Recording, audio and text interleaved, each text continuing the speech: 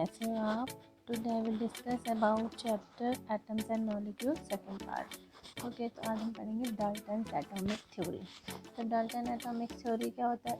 इसके डाल्टन क्या है, एक साइंटिस्ट थे, उन्होंने क्या एटॉमिक थ्योरी दी थी, ठीक है। इसके पोस्टुलेट्स ये हैं।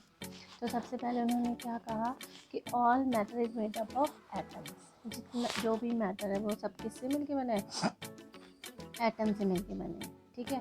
और एटम जो होते हैं वो क्या होते हैं? इंडिविजिबल होते हैं, इंडेस्ट्रक्टिव होते हैं, ठीक है। और टाइनी पार्टिकल्स होते हैं, ठीक है। और एटम्स जो होते हैं, गिवन एलिमेंट जो होते हैं वो क्या होते हैं? आइडेंटिकल होते हैं, ठीक है। Identical in mass and chemical properties. ये नहीं कि ऑक्सीजन का जो सिंबल क्या है, हम ओ ही रखते हैं हमेशा, है ना। और ऑक्सीजन अगर बोलेंगे तो हम क्या O2। ये नहीं कि इसको ऑक्सीजन का सिंबल को हम N लिख देंगे, नहीं, ठीक है। और उसका मास भी क्या होगा और केमिकल प्रॉपर्टीज क्या होती है? सेम होती है, ठीक है। Atoms of different elements have different masses and chemical properties, ठीक है। एटम्स की जो होते हैं डिफरेंट एलिमेंट्स होते हैं, उनकी क्या होंगे? डिफरेंट मास होते हैं और केमिकल प्रॉपर्टीज भी क्या होंगी? डिफरेंट होती है, ठीक है। Atoms neither created nor destroyed, ठीक है। अब है रिलेटिव एटॉमिक मास। अब रिलेटिव एटॉमिक मास मतलब किसी भी चीज़ को रिलेट करना। जैसे आप बाज़ार में सब्जी लेने भी जा रहे हो, तो उसको रिलेट कर रहे हो। वहाँ पर आप क्या बोलते हो कि 1 kg अनियन दे दो या 1 kg पोटैटो दे दो, तो वो उस किसके रिलेट कर रहे हो? केजी से रिलेट कर रहे हो। वहाँ पर वो क्या रखता है? वहाँ पर एक लोहे का जो मास होता है वो क्या होगा? 1 kg का होता है ना। तो उससे रिलेट करते हो, तो वो वन बात भी हमें क्या पता कि 1 kg का है। तो क्या है, लंदन में क्या है, लेबोरेटरी में क्या रखा है? एक प्लेटिनम और रेडियम का बना हुआ एक टुकड़ा रखा है, और उसको क्या किया है? उसको बोला गया है कि ये 1000 ग्राम का है, मतलब कि 1 kg का है। तो उसी से रिलेट करके सबको वो दे दिए गए हैं वाट, जो वो भी वाट होते हैं, ठीक है। तो उससे उससे रिलेट करते हैं। तो इसी तरह से केमिस्ट्री में किसी एक एटम को लेना था हमें, कि मतलब साइंटिस्ट को किसी एक एटम से रिलेट करना था उनके और भी एटम्स को, ठीक है। तो उन्होंने क्या किया? कार्बन 12 का एटम लिया। कार्बन 12 को क्या एक एटम चुना, और वो एटम किसको चुना? कार्बन एटम को चुना, ठीक है। तो इस तरह से रिलेटिव एटॉमिक मास जो है, it is defined as number of times a given atom is heavier than 1/12 of mass of one atom of carbon 12, ठीक है। इससे रिलेट किया उन्होंने हर एटम को, जो भी है वो किससे रिलेट किया? 1/12 ऑफ कार्बन एटम को, ठीक है। एटॉमिक मास यूनिट जो होता है वो क्या? AMU, ठीक है। तो इसकी शॉर्ट फॉर्म होती है AMU। बट पहले ये करते थे AMU लिखा जाता था इसकी यूनिट को, बट अब क्या लिखते हैं? U लिखते हैं, यूनिफाइड मास, ठीक है। तो ये क्या होता है? It is defined as the mass of 1/12 of mass of one atom of carbon isotope, ठीक है। तो इसको भी किससे? 1/12 of the mass of one atom of carbon 12 isotope, ठीक है। अब जो नाउ लेटेस्ट यूनिट जो है उसकी, वो क्या है? यू से करते हैं डिनोट, और इसको क्या, इस यू को क्या कहते हैं? यूनिफाइड मास कहते हैं, ठीक है। रिलेटिव मॉलिक्यूलर मास क्या है? It is defined as number of times a given molecule is heavier than 1/12 of mass of one atom of carbon isotope। जैसे कि molecular mass of H2O। अब molecular mass of H2O निकालना है तो कैसे निकालोगे? इसका मास जो होता है, हाइड्रोजन का मास होता है कितना? यहाँ पर देखो H2O है, 2 है ना, तो यहाँ पर क्या होगा? 2 मल्टीप्लाई हाइड्रोजन का जो मास होता है वो 1 होता है, ठीक है ना। प्लस ऑक्सीजन के कितने एटम है? 1 एटम है, तो 1 से मल्टीप्लाई करने की ज़रूरत ही नहीं। और इसका मास होता है 16, ठीक है। तो 2 1 जा 2, 16 + 2 = 18 यूनिट। इसी तरह से मॉलिक्यूलर मास ऑफ NH3, ठीक है, अमोनिया का निकालेंगे तो क्या है? कितने एटम है? 1, नाइट्रोजन के 1 एटम है, ठीक है।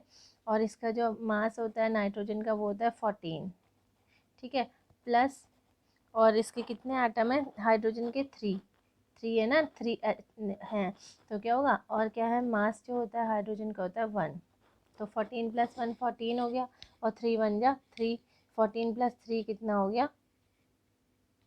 17 U, ठीक है। तो इस तरह से ये क्या मॉलिक्यूलर मास निकाल सकते हैं। ठीक है, मोल कॉन्सेप्ट क्या होता है, मतलब कि काउंटिंग यूनिट ऑफ एटम्स। ठीक है, जैसे कि मॉलिक्यूल्स या फिर आयंस और एक जो कितने number, mole is a counting unit for atoms, molecules और ions is equal to the इतना कितना 6.022 इंटू 10⁻23।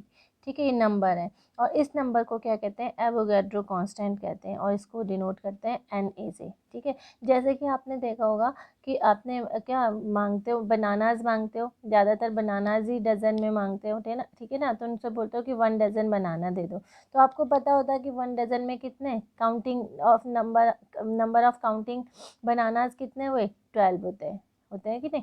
इसी तरह से 1 ग्रॉस इक्वल्स टू 144। कभी कभी आपने क्वेश्चन मैथ्स के क्वेश्चन में ये देखा होगा 1 ग्रॉस, है ना। तो काउंटिंग, नंबर ऑफ काउंटिंग जो है वो क्या मोल कॉन्सेप्ट वो होता है और वो किसके बराबर होता है, 6.022 इंटू 10⁻23। जैसे कि डजन में 12 होते हैं, ऐसे ही मोल कॉन्सेप्ट में क्या होगा, 6.022 इंटू 10⁻23।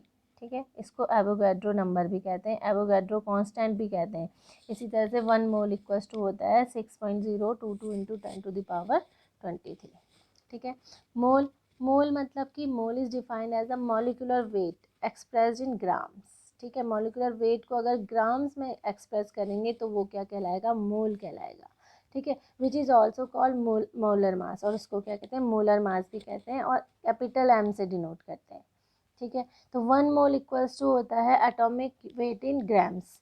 ठीक है, और ये किसके बराबर होता है, 6.022 इंटू 10⁻23 एटम्स के बराबर होता है। अगर हम सैम्पल प्रॉब्लम देखें, calculate the molar mass of the following substances, जैसे कि इथाइन हो गया। ठीक है, इथाइन इसका फॉर्मूला होता है C2H2, sulphur molecule, phosphorus molecule, hydrochloric acid, nitric acid. तो इसका हम मोलर मास कैसे निकालेंगे, ठीक है, मैं एक दो का निकाल लेती हूँ, फिर आप बाकी आप अपने आप निकालना। C2H2 है। ठीक है, तो कितने एटम है, कार्बन के कितने एटम है, 2 एटम है। ठीक है, और इसका मास जो होता है वो 12 होता है। हाइड्रोजन के कितने एटम है, 2 एटम होते हैं, मास जो होता है कितना होता है, 1 होता है। 12 2 जा 24। ठीक है, 24 प्लस 2 कितना हो गया, 26U। ठीक है ना। इसी तरह से S8, तो सल्फर का जो कितने एटम है, 8 एटम है, और इसका जो मास होता है, सल्फर का मास होता है 32। ठीक है, इसको आप मल्टीप्लाई करोगे तो क्या हो जाएगा, 8 2 जा 16, कैरी 1, 8 3 जा 24, 24 प्लस 1 25, तो कितना हो गया, 256 यूनिट। ठीक है, इसी तरह से P4 जो कितने हैं एटम, 4 एटम है ना, 4 एटम है और फास्फोरस का जो मास होता है वो होता है 31। ठीक है, तो 4 1 जा 4 हो गया और 4 3 जा 12, ये इसका क्या हो गया। इस तरह से ये मोलर मास निकालते हैं। ठीक है, अब हाइड्रोक्लोरिक एसिड का हाइड्रोजन का क्या है, 1 एटम है। ठीक है, और मास भी कितना होता है, हाइड्रोजन का 1 होता है। ठीक है, प्लस क्लोरीन का मास होता है 35.5। ठीक है, तो ये हो गया 36.5 यूनिट। इसी तरह से मोलर मास ऑफ HNO3 का निकालना है आपको।